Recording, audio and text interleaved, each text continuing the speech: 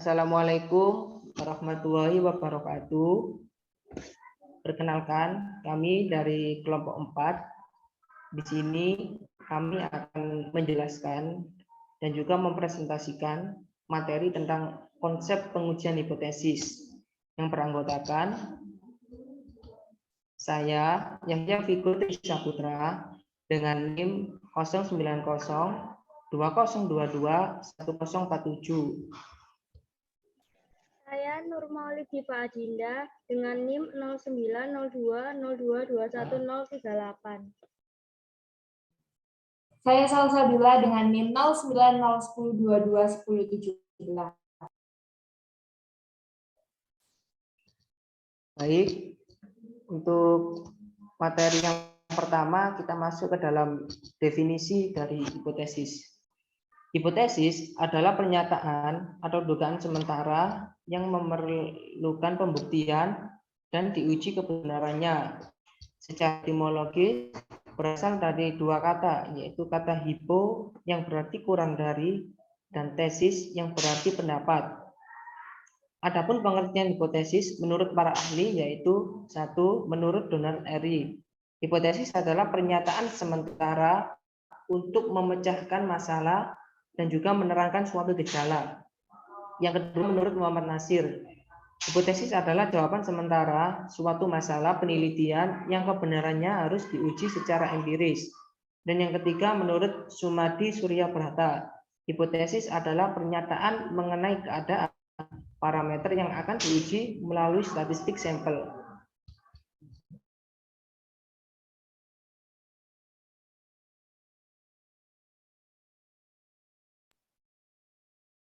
Baiklah, selanjutnya yaitu mengenai jenis hipotesis. Hipotesis dibagi menjadi berdasarkan rumusnya. Berdasarkan rumusnya dibagi juga menjadi dua, yaitu hipotesis kerja dan hipotesis nol.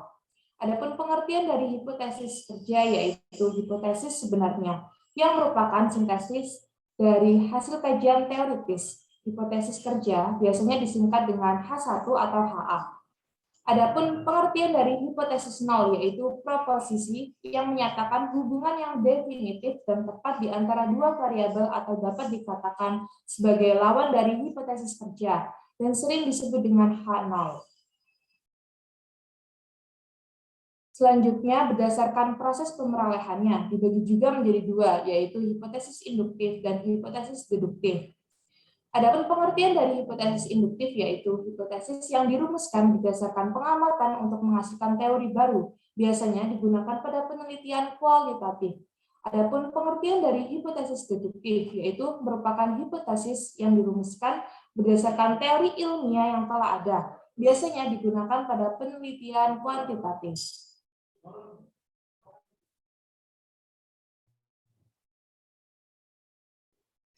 Berikutnya, bentuk rumusan hipotesis. Yang pertama, hipotesis deskriptif berupa pernyataan, yaitu suatu dugaan atau pernyataan sementara tentang nilai suatu variabel mandiri, artinya tidak membuat sesuatu perbandingan atau hubungan. Yang kedua, hipotesis komparatif, yaitu perbedaan suatu pernyataan sementara yang menunjukkan dugaan nilai pada satu variabel atau lebih pada sampel yang berbeda. Yang ketiga, hipotesis asosiatif, yaitu suatu pernyataan sementara yang menunjukkan dugaan adanya hubungan antara dua variabel atau lebih.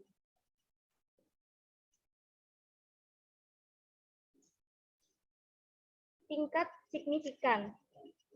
Tingkat signifikan merupakan probabilitas ambang batas untuk salah menolak hipotesis nol, padahal hipotesis tersebut benar.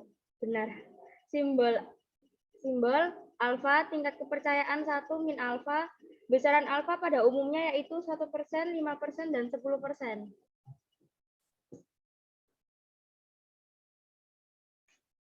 Kesalahan tipe 2 merupakan kesalahan tidak menolak H0 padahal sesungguhnya H0 salah. Simbol beta, tingkat kekuatan uji 1 min beta.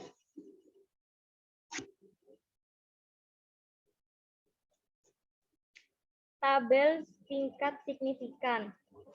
Keputusan H0 ditolak dengan kondisi H0 Benar kesalahan tipe 1 atau resiko produsen. Keputusan H0 ditolak, kondisi H0 salah, keputusan benar. Keputusan H0 diterima, kondisi H0 keputusan benar. Keputusan H0 diterima, H0 salah, kesalahan tipe 2 atau resiko konsumen.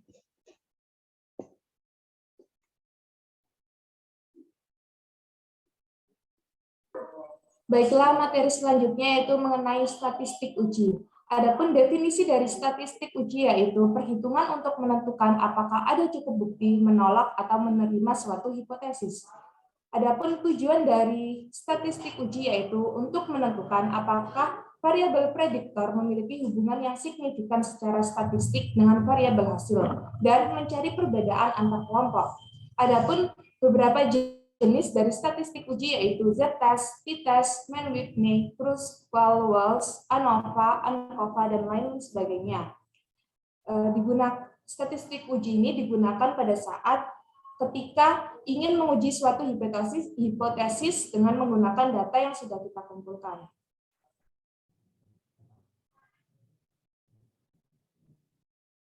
Adapun cara-cara untuk memilih uji statistik yang tepat, yaitu langkah pertama menentukan tujuan atau pertanyaan dengan cara mendeskripsikan, membandingkan, dan mengukur perbedaan dan mengukur hubungan. Yang kedua, yaitu menentukan jumlah variabel dengan cara mengidentifikasi jumlah variabel yang ingin dianalisis. Yang ketiga, mengenai desain studi, yaitu mengidentifikasi antara variabel independen atau yang disebut dengan unpaired atau pengamatan berpasangan yang disebut dengan paired. Yang langkah keempat yaitu menentukan tipe data. Tipe data ini terbagi menjadi dua, yaitu tipe data kuantitatif dan data kualitatif. Dan langkah terakhir yaitu mengenai asumsi statistik. Dibagi lagi menjadi tiga, yaitu pengamatan independen, normalitas data, dan yang terakhir homogenitas varians.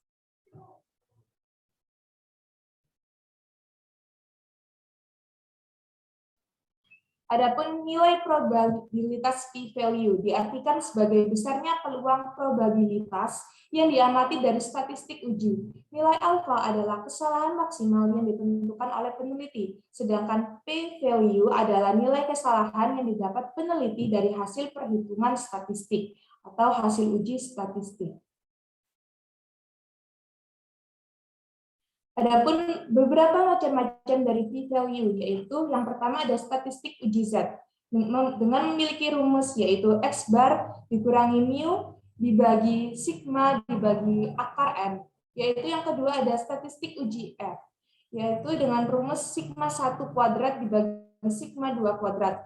Yang ketiga ada statistik uji T, yaitu dengan rumus X bar dikurangi mu dibagi S per akar N. Dan yang terakhir ada statistik uji chi-square, yaitu S kuadrat sama dengan N kurangi 1 dikali sigma kuadrat dibagi sigma kuadrat.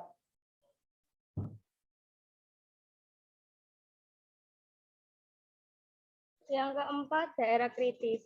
Daerah kritis adalah serangkaian hasil yang bisa menolak hipotesis nol untuk menerima hipotesis alternatif dan memiliki simbol C.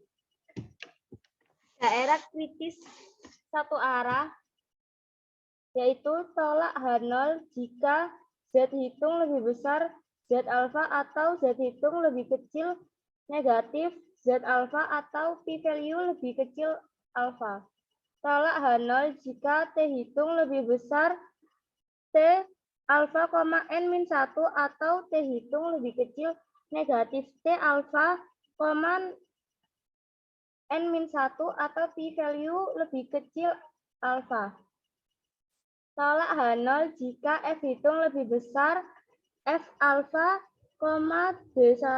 DF1, DF2 atau F hitung lebih kecil F1 min A, DF1, DF2 atau p-value lebih kecil alfa.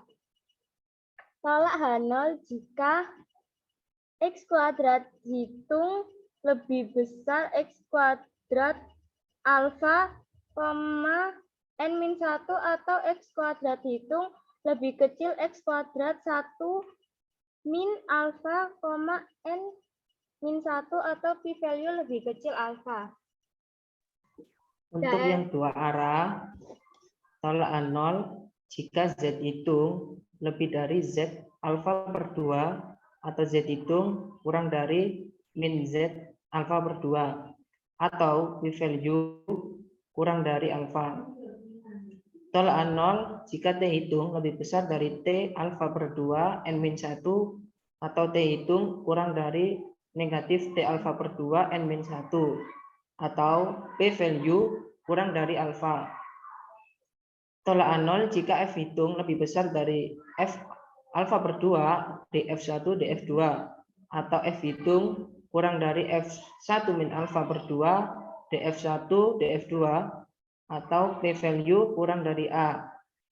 Tolak 0 jika X kuadrat hitung lebih besar dari X kuadrat alfa per 2 N-1 atau X kuadrat hitung kurang dari X kuadrat 1 min alfa per 2 N-1 atau P value kurang dari alfa.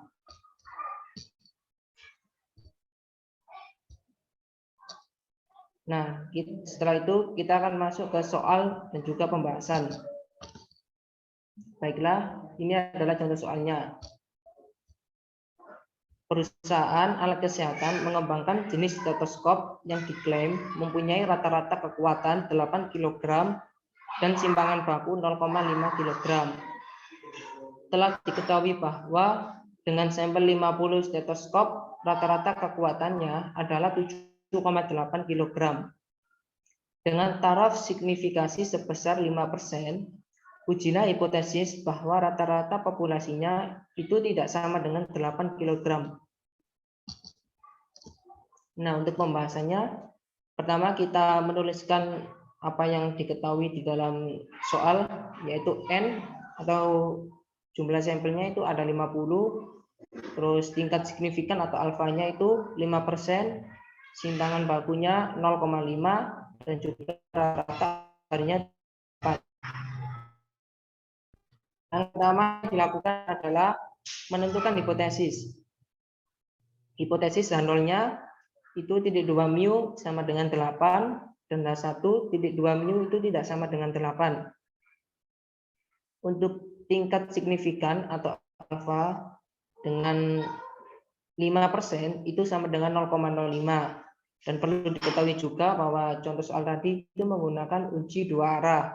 Jadi untuk Z-nya itu menggunakan alfa per 2. Jadi alfa per 2 0,05 dibagi 2 adalah 0,025. Dan juga menunjukkan di tabel itu angka negatif 2,81. Untuk yang ketiga ada statistik uji dengan cara menghitung Z hitungnya dengan rumus X bar min mu per simpangan baku per akar N. Lalu dimasukkan angka-angkanya 7,8 dikurangi 8 dibagi 0,5 per akar 50 dan diperoleh hasil negatif 2,83. Setelah itu masuk ke dalam mencari nilai P value-nya dengan cara Z tadi kan hasilnya adalah negatif 2,83, jadi bisa ditulis dengan kurang dari, jadi Z kurang dari negatif 2,83 dan dilihat pada tabel itu menunjukkan angka 0,0023. Setelah itu langkah keempat adalah dengan menentukan daerah kritis dengan cara uji dua arah tolak 0 jika Z hitung itu kurang dari negatif Z alfa per 2 atau P value kurang dari alfa. Langkah kelima adalah menentukan keputusan. Setelah dihitung pada statistik uji dan juga taraf signifikan, P value-nya itu hasilnya adalah 0,0023. Jadi kurang dari 0,05. Jadi keputusannya adalah tolak 0. Dan juga Z hitung itu kurang dari negatif Z alfa per 2. Jadi sudah jelas tolak 0 juga. Setelah itu masuk ke kesimpulan. Berdasarkan hasil uji hipotesis yang telah dilakukan, didapatkan suatu hasil yaitu tolak 0. Karena Z hitung berada dalam rentang daerah kritisnya yaitu Z kurang dari negatif 2,81 atau negatif 2,83 kurang dari negatif 2,81.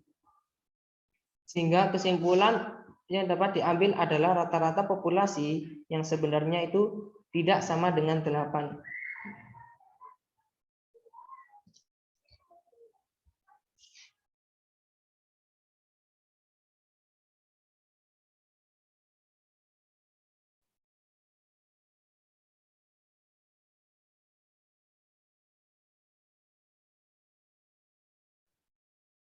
Sekian dari kelompok kami, kurang lebihnya mohon maaf.